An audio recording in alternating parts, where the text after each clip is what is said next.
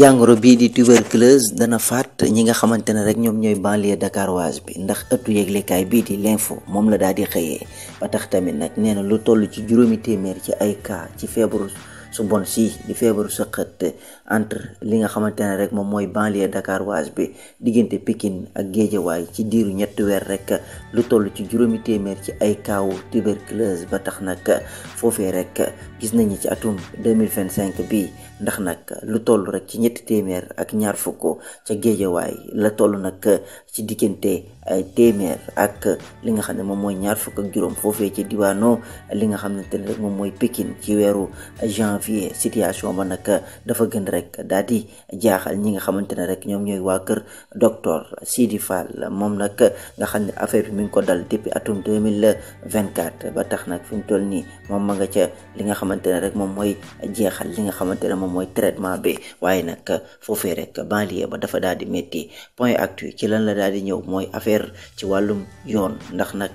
li nga xamante ne rek moom mooy nataalu Sophie Gladima Moustapha Diakhaté ak ki nga xamante ne rek moom mooy Farba Ngom ndax nag ki la di Sophie Gladima ci wàllum accusation ci li nga xamante ne rek moom mooy téeméer ak juróom-ñeent fukk ak ñett ci ay milliards ci ay millions ci suñu koppar moom nag nga xamante ne rek ci wàllum 73 millions la ñu daal di daanu bu ñu sukkandikoo ci maître Boubacar Cissé ba tax nag Sophie Gladima moom nag nekkul benn fournisseur ci li nga xamante ne rek moom mooy mbir ma ci liñ koy daal di taqal Moustapha Diakhaté fukki fan ak juróom-ñett ci weeru juin dinañ xam ëllëgam ndax nag moom mi ñu ngi koy toppee offense au chef de l'État demande liberté provisoire ñu bàyyi ko mu ñibbi këram Farba Ngom dañ koo daal di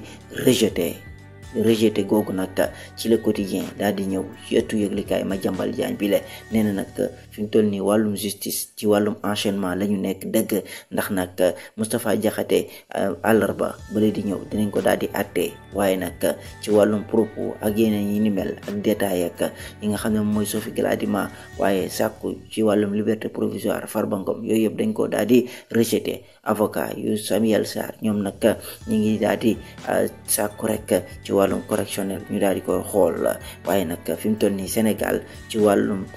li nga xamante ne rek moom mooy pays yi wàllum guerre Union européenne daal di nekk ci génnee waaye tamit nag mu nekk ab nouvelle waaye tamit nag la tribune yëglekaay nee na Seydi Gassama nee na nag délit offense au chef de l'État dañ ko war a supprimer ndax nag moom la ñu toppee ci waaye nag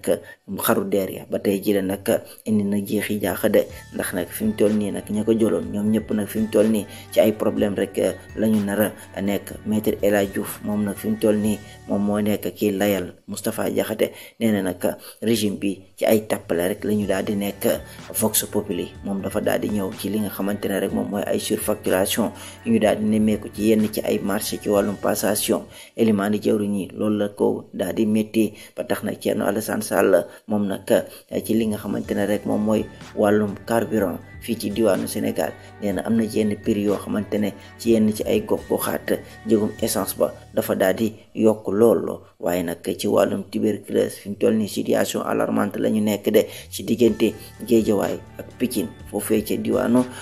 capitale sénégalaise ba nga xam ne nante ne nag ca banlieue ba fi mu toll nii nag moom feebaru sëqat si laal na leen bu baax a baax ndax juróomi téeméer ci ay cas fi mu toll nii nag Géejawaay moo jël raw gàddu ga moom fi mu toll nii di yóbbu nañ ko ca kaso ba danañ ko daal di àtte fukki fan ak juróom-ñett moom mi la di nga xamante ne moom mooy ancien li nga xamante ne député moom Moustapha Diakhaté